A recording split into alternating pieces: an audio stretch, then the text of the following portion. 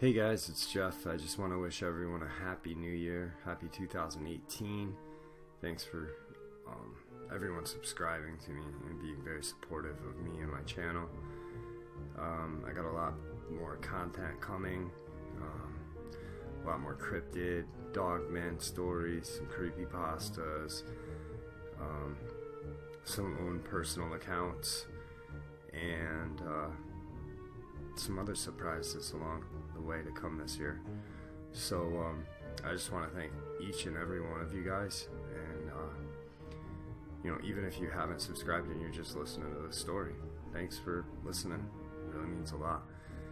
And with that, let's get on with the show. I'd like to share an encounter I had in 2005 or 2006. I was 10 or 11 years old at the time, and it had happened on my grandparents' property, out in the country near Denmark, which is southeast of Green Bay. The land out there is a lot of farmland with patches of woods. My grandparents own a few acres of land, and on the far right corner of their yard is a thick patch of woods and a swamp that goes on for a bit before hitting another farm field. I was standing on the back deck shooting cans with my BB gun. It was a hot and muggy morning in July, and all morning outside I just had a really eerie feeling that I couldn't shake. It was like I was being watched, but every time I looked around the yard I never saw anything. I just kept going back to shooting cans, and that's when I felt the feeling again. So I started to scan the tree line, and that's when I saw it. It was standing next to a tree, and it was absolutely massive. When I got older, I went back to that tree and tried to get an estimate on its height. It was about 7 to 7.5 feet tall, and the only way I can compare the body is that of Arnold Schwarzenegger. It was unreal how big its shoulders, arms, and chest were. It was covered with gray fur that was really shaggy and thick on its shoulders and down part of its body.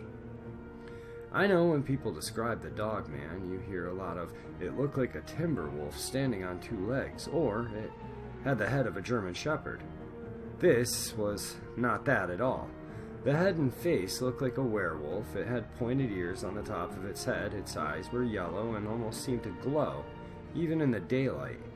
And it was snarling with its lips open and almost seemed to be smiling. The look and smile on a thing's face was pure evil. Sinister is the only way I can describe it.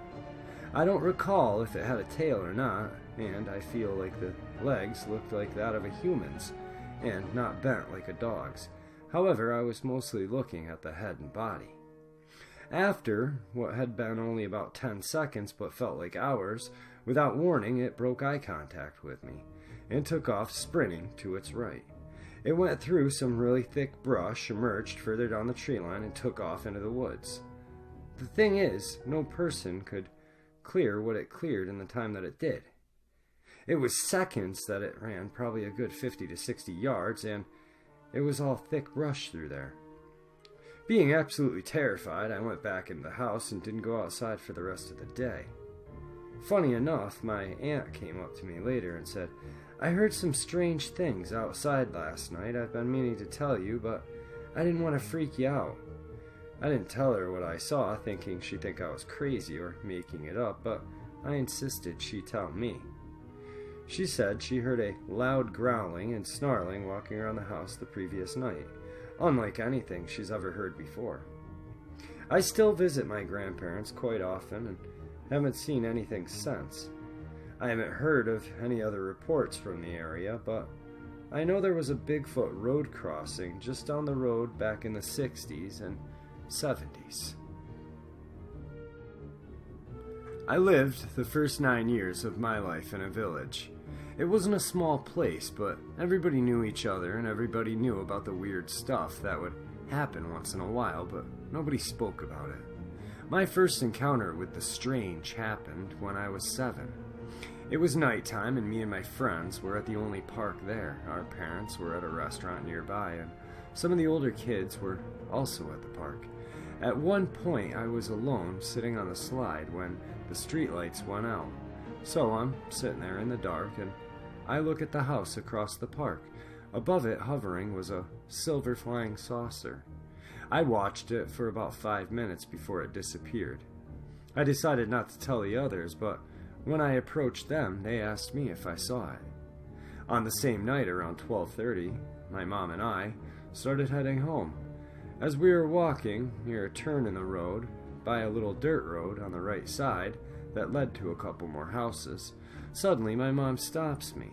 I ask her why, and she just shushes me. So I look to see what she's looking at, and there's a man walking in front of us, with really long arms that were reaching to his knees, and his head was turned 360 degrees looking at us. It disappeared at the turn of the road, and a couple of seconds later there was a bright light. We stood there for a bit before continuing. Even today, my mom rarely speaks of it. 2 months later, it was the middle of summer, and I was still 7. Most of my friends were gone on vacation or visiting family. A couple of the older kids and I wanted to go pick some cherries at this great cherry picking tree that belonged to an old man outside the village. Some of the adults, when they saw us and saw where we were heading, warned us not to go, but of course we didn't listen. Before we even reached the place, we start hearing strange noises behind some bushes, so we decided to check it out. Past the bushes is an open field, and on that open field was a dead cow. Feeding on it was a creature that would fit the description of a Dogman, or the Beast of Bray Road. It turned its head towards us. Its red eyes looked directly at me. It gave us a smile, showing all of its teeth. We started running and didn't stop until we were at the center of the village. It becomes night, and I have to head home. The road that leads to my neighborhood is surrounded by forest and farm. As I'm passing by a cornfield, I hear a growl from the little path that goes into it. I looked on the path, and it's pitch black. The only thing I see are those red eyes, and a smile starts to form. I start running, and that thing comes right after me.